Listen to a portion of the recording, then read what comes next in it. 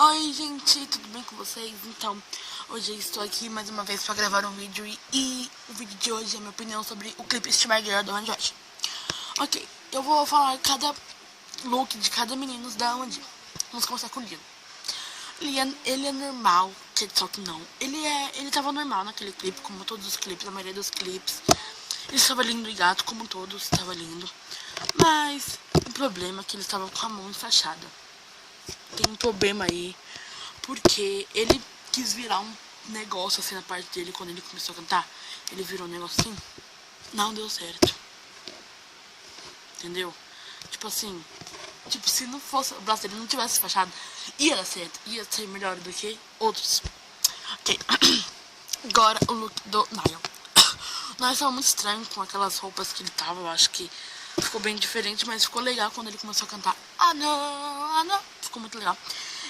E quando o Zayn chegou, começou a cantar, né? Ele começou a cantar, ele foi o primeiro a cantar, como todos sabem.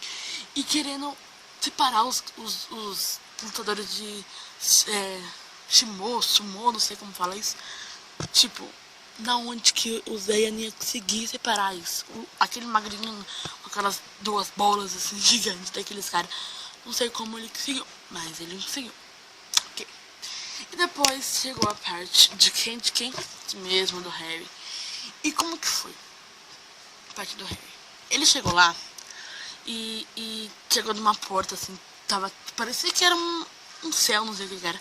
Aí abriu, ele saiu, depois ele fechou assim, e parecia que não era nada, parecia que não era nada. E tipo, o Harry parecia o chefe da máfia com aquela roupa.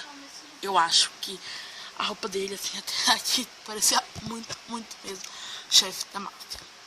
Então, o clipe é muito fofo, com aqueles macacos, com aqueles homens do lutador de sumô, com o deserto, com aquele homem lá comendo maçã e cuspindo e tudo mais. Mas foi isso.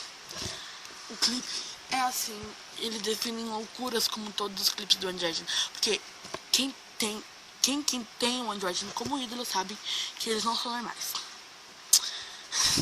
Então é isso, gente. Muito obrigada por assistirem o vídeo. Espero que gostem, cliquem em gostei se vocês gostarem. E não se esqueçam de se inscrever no meu canal. Tchau!